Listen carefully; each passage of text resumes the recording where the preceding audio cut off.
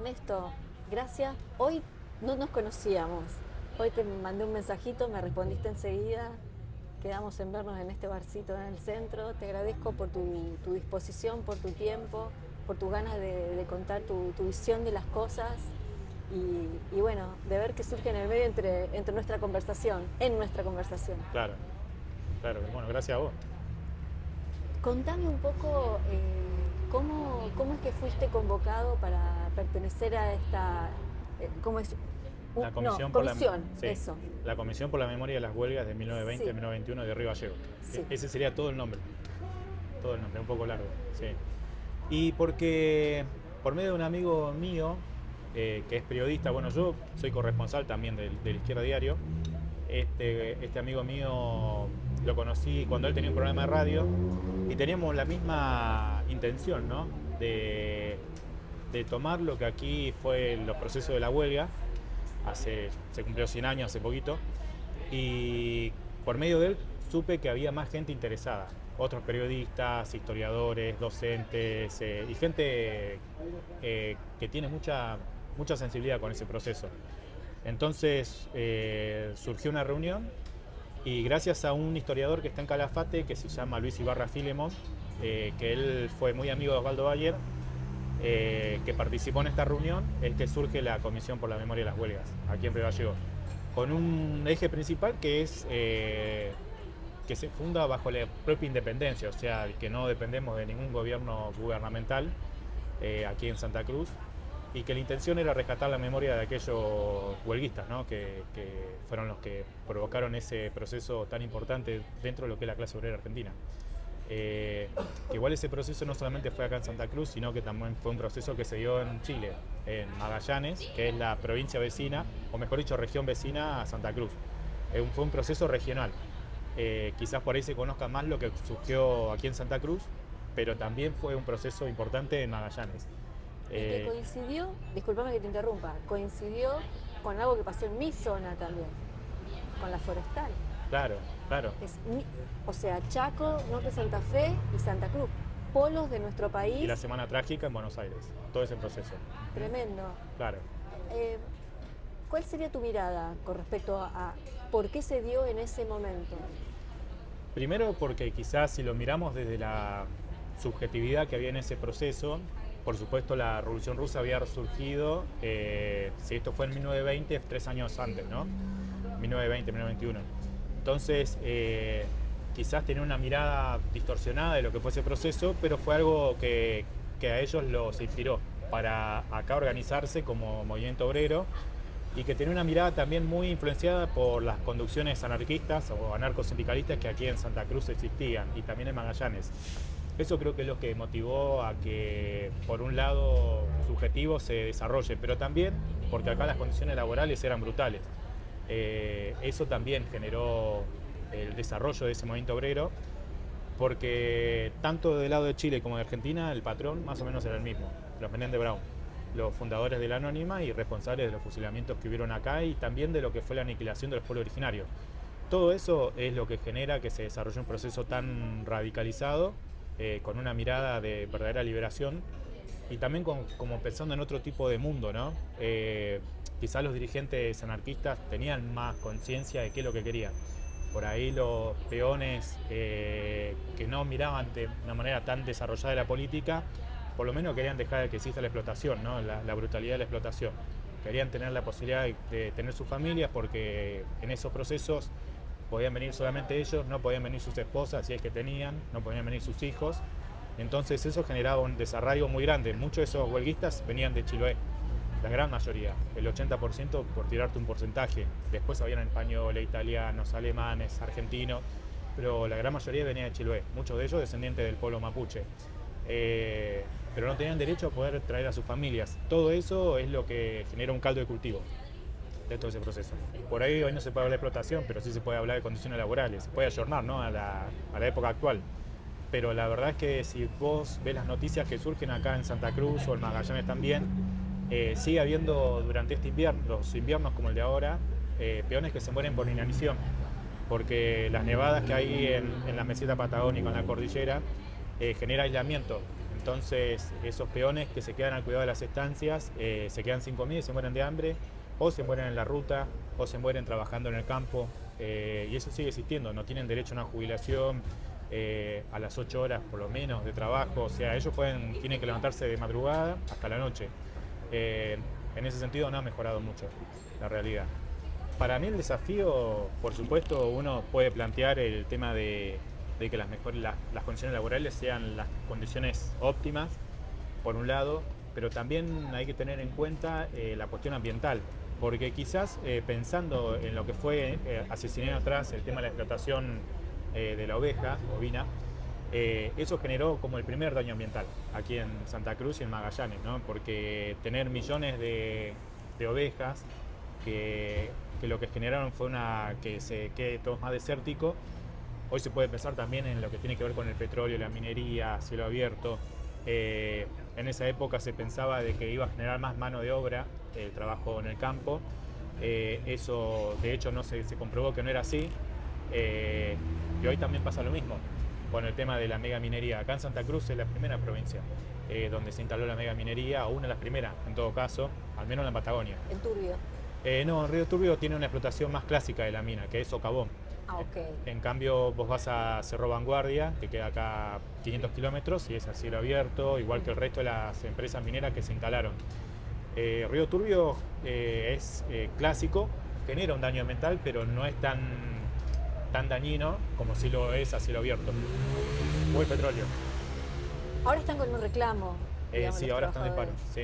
Están por una cuestión de que, a pesar de que pasaron ya 2 años de este gobierno, supuestamente iba a cambiar lo que ellos sufrieron durante el macrismo, y sin embargo no cambió nada. Así que están en una situación de desinversión por un lado, y por otra, bueno, todos estos 5 años de pérdida del poder adquisitivo, condiciones laborales cada vez más deplorables por falta de herramientas. Y hay que tener en cuenta que en el 2004 hubo un accidente muy grave que murieron 14 mineros. Que eso todavía sigue siendo impune y que hoy por la falta de inversión podría volver a pasar tranquilamente. Entonces son los reclamos de ellos y de ellas también, porque hay mujeres también que trabajan. El tema de las mujeres, bueno, ya te conté que voy a hablar con Mariana, ¿no? Sí. El tema de las mujeres en las minas, ¿cómo es la cosa? Porque ahora se abrió un poco la cuestión, o porque... No, sigue siendo en algún sentido retrógrado en la cuestión de que la mujer no puede ser minera, no puede entrar a mina por una cuestión de que, entre comillas, da mala suerte, que eso es una mirada machista, patriarcal, y igual eso por suerte está cambiando. La mujer está teniendo protagonismo en Río Turbio. Durante la lucha del 2018 surgieron las mujeres del carbón, que en verdad ya existían en el 94, cuando fue una de las primeras tomas de mina que hubo, y tienen la tradición de acompañar a sus esposos, hermanos, hijos, y algunas de ellas trabajadoras también, no de mina, pero sí dentro de la parte administrativa o el área de talleres, pero sí están reconocidas como parte importante de esa lucha minera, ¿no?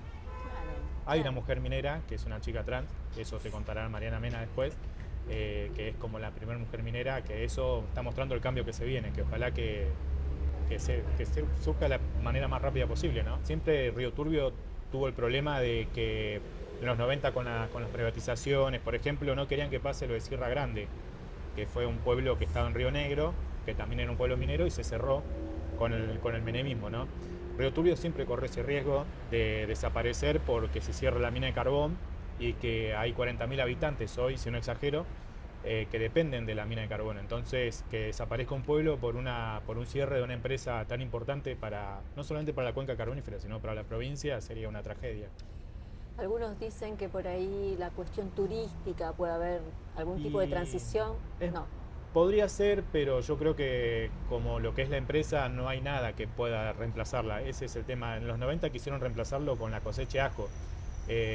Con algo así, pero lo que genera mano de obra verdaderamente es la empresa ICRT, y no creo que haya otra empresa. Se podría pensar en energías no renovables, eso puede ser a futuro, ¿no? Como se podría pensar también que desaparezca el petróleo, todo lo que genera, ¿no?, el calentamiento global, pero eso donde no esté incluido en los trabajadores, como para que puedan ellos también pensar en cómo salir, ¿no?, de este paradigma. Si ellos no están incluidos es muy difícil. Es muy difícil. Sí. Ahora, eso, el movimiento sindical puede, o sea, podés cortarte del Estado, digamos, como porque, digamos, si el Estado es el que no organiza esa transición, o sea, yo lo veo complicado. Yo también, no, lo veo imposible, de hecho. Sí. Sí se puede pensar que una empresa como es ICRT tendría que depender del Estado, pero no pensándolo como una ganancia, ¿no? Como si lo empiezan las empresas privadas. Podría cumplir la función de generar energía para ellos mismos, te lo van a contar cuando los conozcas. O sea, puede generar energía para 4 provincias en la Patagonia, el carbón. Y eso sí o sí tiene que ser parte del Estado, pero pensándolo como una función social y no como una cuestión de ganancia, como una mirada de esos empresarios que lo que buscan es esa ganancia, como cualquier empresa estatal.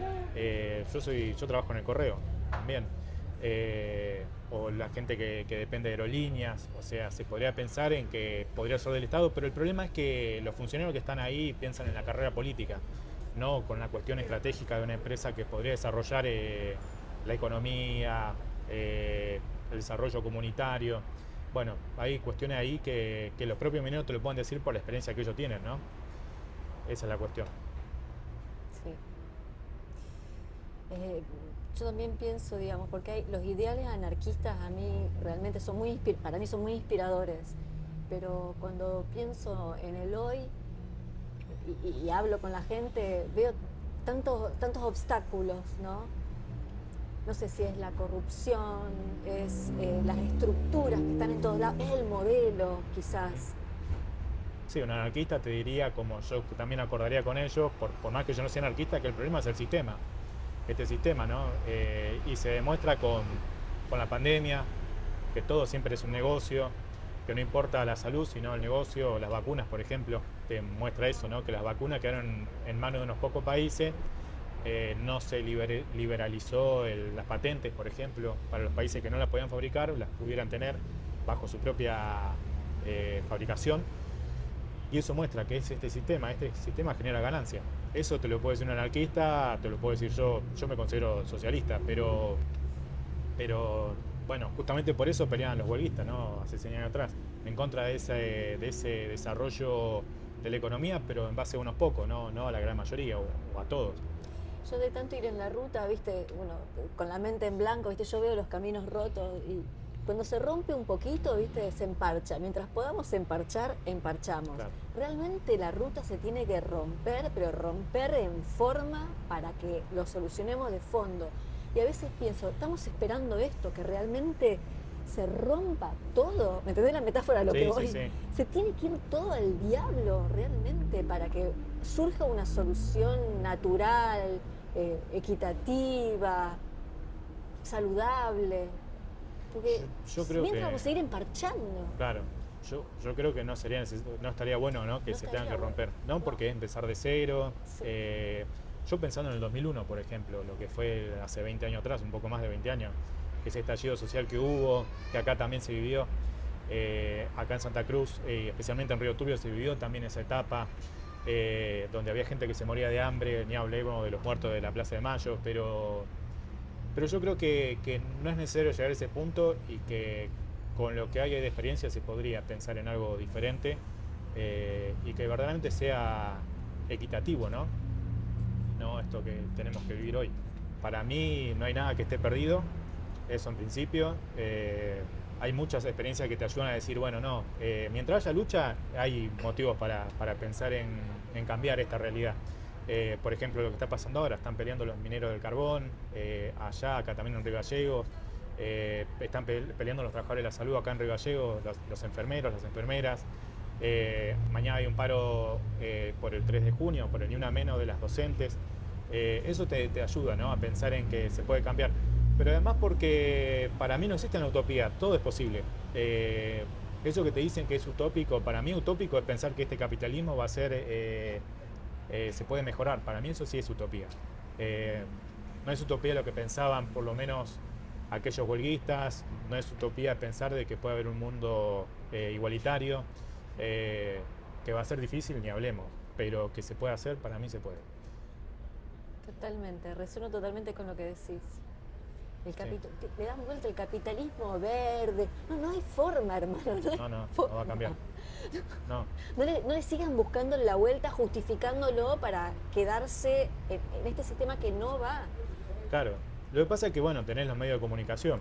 Estos medios de comunicación que te bajan línea, que te tratan de aconsejar lo menos malo posible. Y ahora también con la realidad de que están surgiendo sectores de extrema derecha, ¿no? Como lo es Milei, que te plantean como otro mundo diferente en contra de la casta, entre comillas, que te plantean algo que en verdad va a beneficiar a mucha menos gente, mucho más poderosa, y la gran mayoría se puede decir que quedaríamos excluidos de ese sistema que va a ser mucho más brutal de lo que ya es. Entonces, ante eso, no solamente por una cuestión de esperanza, sino también de necesidad de cambiar esto, porque si no lo cambiamos va a ser mucho peor de lo que ya es. Ese es el problema. Para todos, totalmente, sí. Bueno, contame del libro, de este libro hermoso que me acabas de regalar. Sí. Bueno, esta novela es una novela de Pavel Oyarzún Díaz, que es un escritor, poeta, docente chileno, que es de Punta Arenas. Esta es su primera novela editada. Antes de la novela él escribía poesía, y esta fue como su primera trilogía sobre las huelgas y sobre lo que fue el desarrollo de la Patagonia extrema. Entonces, claro, esta novela se edita en 2004 en Chile, y nosotros la pudimos editar el año pasado justamente para el centenario de las huelgas aquí en Argentina. Y es una novela inspirada en la escapatoria de los peones como el gallego Soto, que más bien era dirigente, que se escapa de la estancia Lanita en diciembre de 1921. Como no se sabe mucho cómo fue esa escapatoria del gallego Soto, y lo digo escapatoria no que huye, porque son dos cosas diferentes. Él quería salvar su vida, quería salvar la experiencia de ese proceso, entonces no es lo mismo que huir. Entonces Pavel Oyarzún se imagina cómo fue ese proceso de salir de la estancia Lanita, tratar de cruzar la frontera hacia Chile y que no sea atrapado por un pelotón del ejército argentino, ¿no? Y que eso significaba el fusilamiento de esos 12 o 13 huelguistas, ¿no? Que tratan de llegar a Chile, que lo van a hacer de hecho. Y la novela está inspirada en ese momento preciso, escapándose de la estancia Lanita, y él se imagina esos diálogos que transcurren durante ese breve periodo, que genera esa adrenalina, y que la verdad que es muy emotivo, porque también es pensar en cómo salvar, ¿no? Que no se borre de la memoria ese proceso, que el gallego Soto pueda volver y vengarse de sus compañeros, y que en última instancia que no triunfe el ejército del todo, que ya sabemos que eso no pasa, ¿no? Porque si no, no sabríamos hoy sabemos qué pasa gracias, por supuesto, a Waldo Bayer y a los sobrevivientes de esa huelga, entre esos el gallego Soto. Yo tuve la suerte en el 2019, o sea, hace 3 años, cuando se fundó la comisión, de conocer al hijo de un huelguista, de un delegado de ese proceso, que de hecho estuvo en la estancia Lanita y que falleció el año pasado, en octubre del año pasado, a sus 92 años. Dante Benítez. Benítez, sí. Sí. Sí, Cristian me va a facilitar el material para que lo pueda incluir. Es muy lindo. Interesante, sí.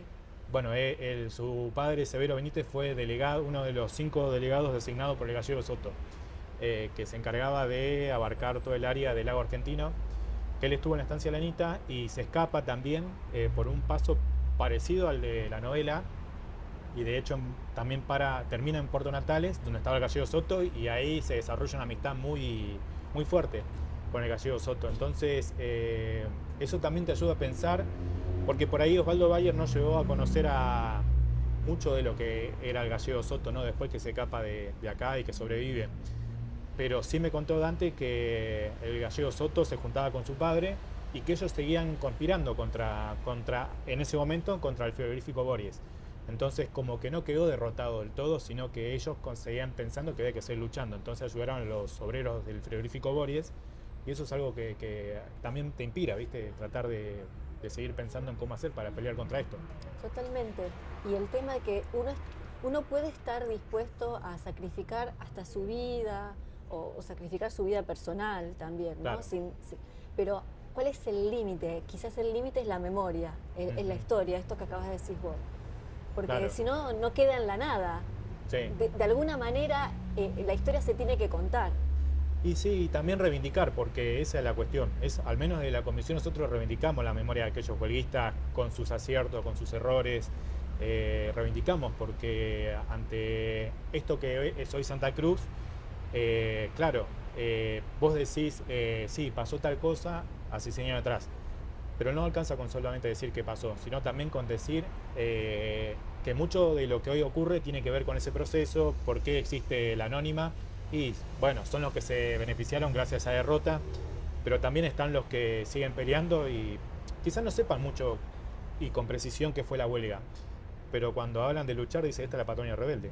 Ya eso es mucho. Sí.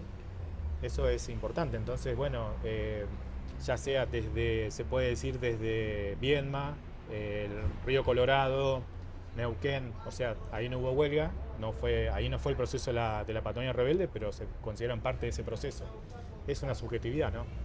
Entonces, bueno, eso es Sí. parte del proceso mismo. Sí, sí. Y que cada logro, digamos, cada logro de los trabajadores, cada derecho adquirido sea defendido también, Claro. ¿no? Porque, bueno, acá tienen, digamos, algo que lograron, el tema de la jubilación bastante temprana por el tema de las condiciones. ¿Cómo es eso? ¿Se cuentan 2 años? Acá cumplen 25 años de servicios, Eso. ya tienen derecho a jubilarse y se jubilan jóvenes. Bueno, debe ser una de las pocas provincias que sigue teniendo ese derecho. En el 2016 se perdió en Tierra del Fuego por un Se decreto. Sí, ¿Ves? claro, por un decreto. Y lo hizo una gobernadora peronista, no lo hizo una macrista. Lo cual no quiere decir que los macristas no lo hubieran querido, pero te muestran las contradicciones, ¿no? Sí. Bertone, la gobernadora Bertone, por decreto les quitó ese derecho, que era un derecho conseguido, adquirido, conquistado por la lucha, ¿no? Entonces acá todavía se sigue manteniendo, se intentó quitar varias veces, creo que una fue en diciembre del 2012 y la última fue en diciembre del 2017, pero no se pudo, gracias a la lucha de los trabajadores. Por supuesto, sí. Bueno, ya para ir finalizando y no demorarte más, que sé que estás recontra ocupado. Y bueno, hablando sobre esto que estoy buscando yo, digamos, sobre lo que nos hace sentir humanos, Ujú. ¿qué es lo que a vos te hace sentir que sos un ser humano? Y bueno, por un lado se puede decir que la capacidad de razonar, de reflexionar y también de cómo buscar, bueno, corregir si uno se equivoca, pero para mí, o sea, este tipo de... se puede pensar en una sociedad diferente y eso también es una cuestión de lo que se puede decir a ver cómo se puede pensar. La imaginación. La imaginación, pero tiene la esencia humana, eso. Sí. Se puede pensar en ese sentido. Yo creo que, viste que se piensa que el humano por carácter propio puede ser mezquino, individualista. Sí. Yo creo que no. Yo creo que el humano siempre está mediado por las condiciones que le toca, ¿no? Totalmente. Entonces, por ahí todo el mundo quiere vivir bien, todo el mundo quiere consumir tal cosa, pero el problema que tenemos es el sistema. Entonces, yo me acuerdo de, por ejemplo, la fenomenología del espíritu, que tiene que ver con Hegel. Hay una frase de Hegel que dice que transformar el mundo es humano. Yo creo que es eso. Y también me acuerdo que una vez vino, si no me equivoco, Osvaldo Soriano a Río Turbio en el año 93. Puede que me esté equivocando y no haya sido él. Yo creo que fue él. Y que él decía o él decía, mejor dicho, decía a esos estudiantes que estábamos allí, que lo humano es transformar el mundo. Y lo imposible es transformar el mundo. O sea, ser humano es pensar en lo imposible para cambiar el mundo. Entonces, me parece que eso es clave. Hermoso. Así que, bueno, eso... Es lo que tenemos que hacer. Sí. Transformar el mundo para bien. Claro. Porque también existe, es parte de la esencia humana transformarlo para mal. De hecho, es lo que muchos están haciendo. También lo están transformando para mal. Yo diría unos pocos, pero que no puede afectar a todos. Sí. Ese es el tema. No, para mí lo importante es la memoria, tener en clave siempre la memoria. O sea, la memoria, uno más vale, o sea, toma partido por cuál memoria reivindicar. Y por supuesto, o sea, la memoria de los huelguistas, la memoria de quienes siguen luchando. Siempre hay un ida y vuelta entre el pasado y presente para entender hoy qué pasa y hacia dónde vamos. Todo depende también de dónde venimos. Y eso es clave por la memoria y también reivindicar esa memoria. O sea, no es solamente decir, pasó esto por tal, sino simplemente decir, bueno, yo creo que lo que pasó hace 100 años atrás vale la pena seguir pensando que se puede cambiar. como lo pensaban ellos. Entonces me parece que en ese sentido, no importa si eran anarquistas, si eran socialistas, si eran sindicalistas, la clave es que ellos pensaban por un mundo completamente diferente, más justo, igualitario y que estén incluidos todos y todas. Esa es la clave. Cosa que no pasó en ese momento, pero no quita que en algún momento pueda pasar.